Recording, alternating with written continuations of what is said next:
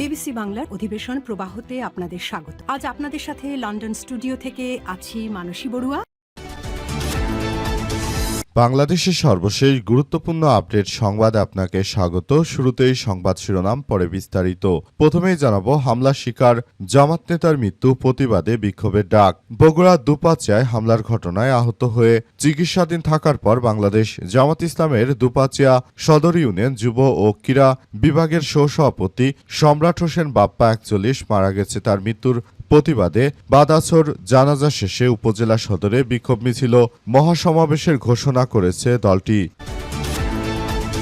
এরপর জানাবো, যারা জুলাইকে কটাক্ষ করবে তাদের জিব্বা টেনে ছিঁড়ে ফেলব বললেন আবিদ। ছাত্রদলে ঢাকা বিশ্ববিদ্যালয় শাখার যুগ্ম সাধারণ সম্পাদক এবং গত ডাকসু নির্বাচনে ছাত্রদলের ভিপি প্রার্থী আবিদুল খান বলেছেন যে জুলাইকে যারা কটাক্ষ করতে চায় তারা বিএনপি করুক বা জামাত করুক, কাউকেই ছাড় দেওয়া হবে না।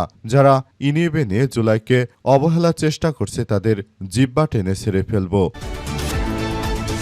এদিকে মানিকগঞ্জে প্রধানমন্ত্রীর বিশেষ সহকারী বললেন, ৫ই আগস্টের পর দেশে সংখ্যালঘুদের উপর কোনো হামলার ঘটনা ঘটেনি। প্রধানমন্ত্রীর বিশেষ সহকারী ও বাংলাদেশ হিন্দু বৌদ্ধ খ্রিস্টান কল্যাণ ফ্রন্টের চেয়ারম্যান বাবু বিজনকান্তি সরকার বলেছেন, ৫ই আগস্টের পর দেশে হিন্দু সম্প্রদায়ের মানুষের মধ্যে সংখ্যা ও সংশয় ছিল, তবে পরদিন দেশের বিভিন্ন এলাকায় গিয়ে কোথাও সংখ্যালঘুদের উপর নির্যাতনের কোনো চিহ্ন পাওয়া যায়নি। তিনি দাবি করেন, এ বিষয়ে প্রতিবেশী ভারতের কিছু গণমাধ্যম বাংলাদেশের বিরুদ্ধে যে বিভ্রান্তিকর কার্যক্রম ছড়িয়েছে, এর কারণে মূলত বাংলাদেশে এই ধরনের পরিস্থিতি বা অপচেষ্টার সৃষ্টি করতে চায় তারা।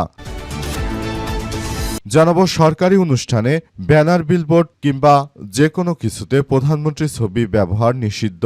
সরকারি যে কোনো অনুষ্ঠান প্রচারণার কাজে ব্যবহৃত ব্যানার, ফেস্টুন ও বিলবোর্ডে প্রধানমন্ত্রীর ছবি ব্যবহার সম্পূর্ণ নিষিদ্ধ করা হয়েছে। আজ মন্ত্রিপরিষদ বিভাগের সাধারণ অধিশাখা থেকে জারিকৃত এক পরিপত্রে এই নির্দেশনা জারি করা হয়।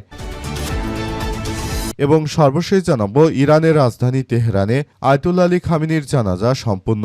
ইরানের সর্বোচ্চ ধর্মীয় নেতা আয়তুল্লাহ আলী খামিনি এবং তার পরিবারের ৪ সদস্যের জানাজা সম্পন্ন হয়েছে।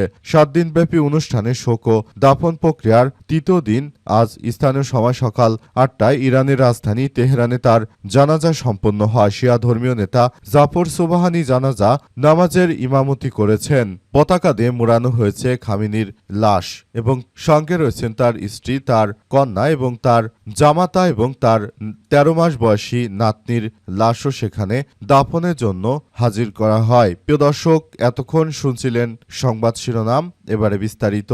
তবে তার আগে বন্ধুরা, অনুরোধ থাকবে এই সংবাদটিতে একটি লাইক দিন।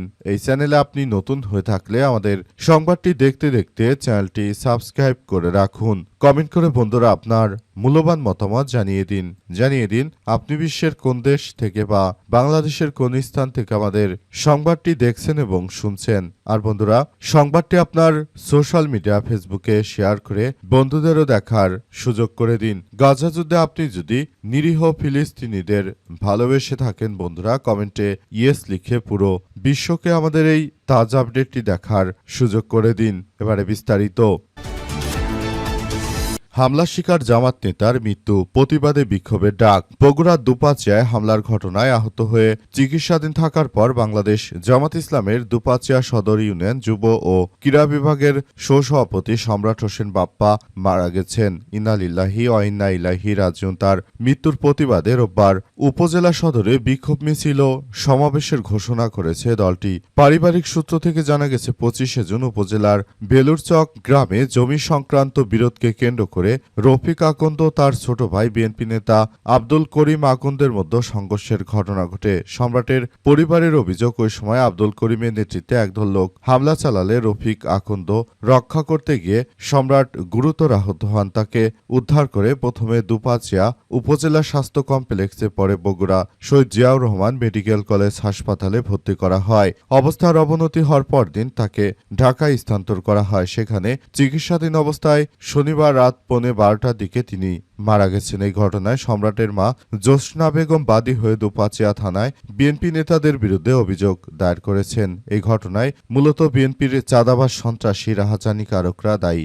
ঘটনায় তাই মামলা দায়ের হয়েছে, কিন্তু এখন পর্যন্ত বিএনপির পক্ষ থেকে এই সন্ত্রাসীদের বিরুদ্ধে কোনো ব্যবস্থা নেওয়া হয়নি। সারা দেশ জুড়েই তাদের এমন সন্ত্রাসী কার্যক্রম চলছে। দেশের জনগণ এমন হত্যাকাণ্ডে তীব্র নিন্দা ও প্রতিবাদ জানায়। মাত্র 2 দিন আগে তারা সিরাজগঞ্জে বাংলাদেশ জামাত ইসলামের ইউনিয়নের সভাপতিকে হত্যা করেছে কুপিয়ে। একই ঘটনায় রাজধানী ঢাকায় তারা বাংলাদেশ জামাত ইসলামের অন্তত 25 থেকে 30 জন নেতাকর্মীকে কুপিয়ে জখম করেছে।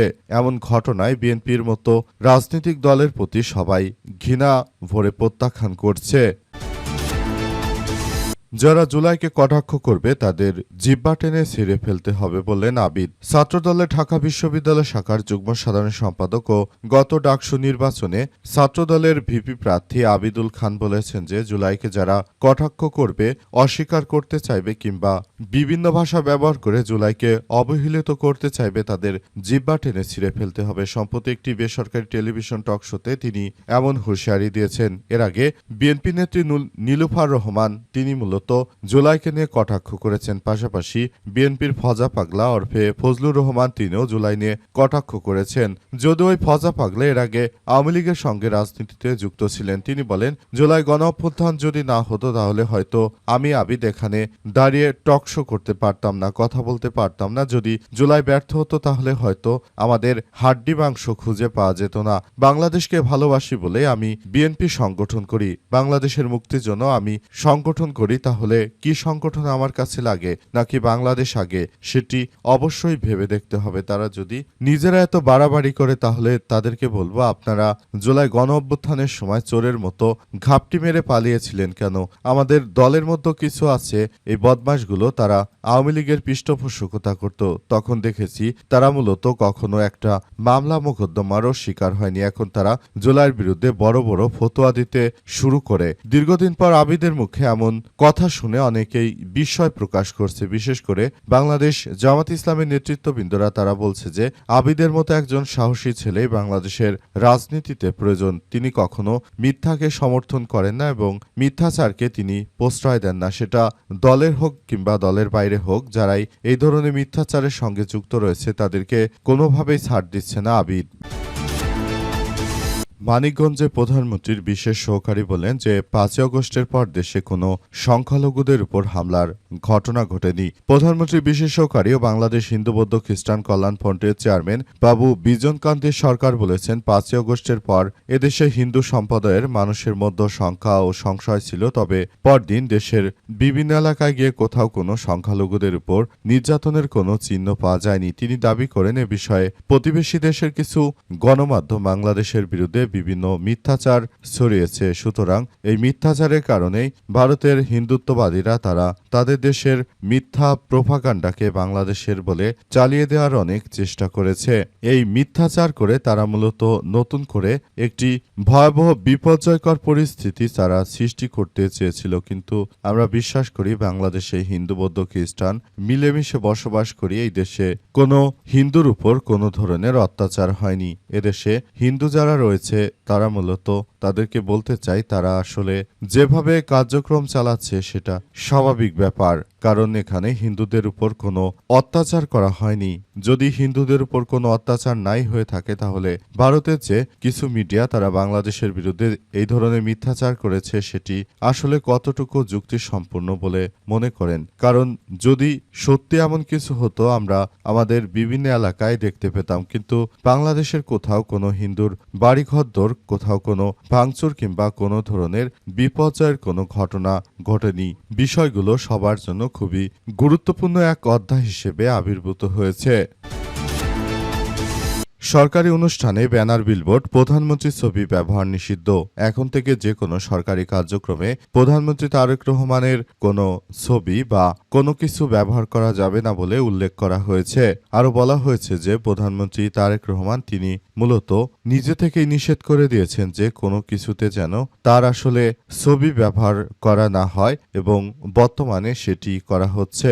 আরও বলা হচ্ছে যে এই বিষয়গুলো খুবই গুরুত্ব সহকারে দেখভাল করতে হবে। আসলে বিষয়গুলো নিয়ে খুবই বড় ধরনের এক বিপর্যয়কর পরিস্থিতি সৃষ্টি হয়েছে। প্রধানমন্ত্রী তারেক রহমানের ছবি ব্যবহার করে অনেকেই ফায়দা হাসিল করতে চায়, তাই বিষয়টি নিয়ে প্রধানমন্ত্রী তারেক রহমানের পক্ষ থেকে ইতিমধ্যে বিষয়গুলো খুবই গুরুত্ব সহকারে দেখার জন্য বলা হয়েছে এবং আরো বলা হয়েছে যে কেউ যেন তার ছবি ব্যবহার করে তারপর দেশের মতো কোনো ধরনের বিশৃঙ্খল পরিস্থিতি সৃষ্টি করতে না পারে, সেই বিষয়গুলোকে সবারই খুব সুন্দরভাবে কার্যক্রম চালিয়ে যেতে হবে, যাতে করে তারেক রহমানের ছবি ব্যবহার করার মধ্য দিয়ে মূলত কেউ যেন এই বিষয়গুলো আসলে ফায়দা হাসিলের পাশাপাশি তারা নিজেদের স্বার্থে ব্যবহার করতে না পারে সেটি দেখতে হবে।